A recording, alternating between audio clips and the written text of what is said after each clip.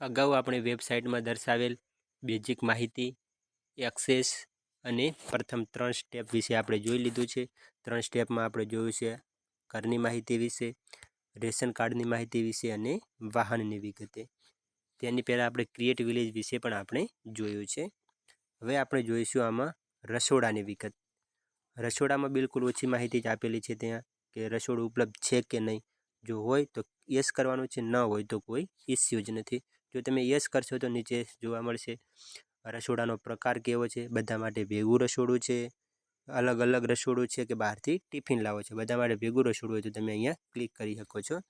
બાંધકામની વિગત આપેલી છે. છૂટા પતરા નાખીને બનાવેલું છે, વઢો છે, પાકું પ્લસ પતરાવાળું છે, પાકું અને નળિયાવાળું છે કે રસોડું નથી અથવા તો આડસ મૂકીને બનાવેલું છે. જેવી રીતે કોઈ આપણે દિવાલના ટેકે જ ચૂલો બનાવી અને ત્યાં રાખી લેતા હોઈએ છીએ.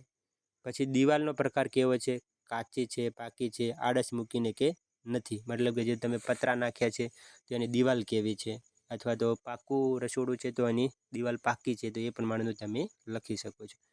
બળતણ અને ગેસ વિશેની માહિતી. ઉપર પતરા અને ચૂલો છે, ખુલ્લામાં ચૂલો છે, ગેસ કનેક્શન છે, ગેસ કનેક્શન અને માટીનો ચૂલો છે, ગેસ પાઇપ કનેક્શન છે કે કોઈ સગવડ જ નથી કે ગેસ અને લાકડા છે, તે વિશે તમે અહીંયા એડ કરી શકો છો.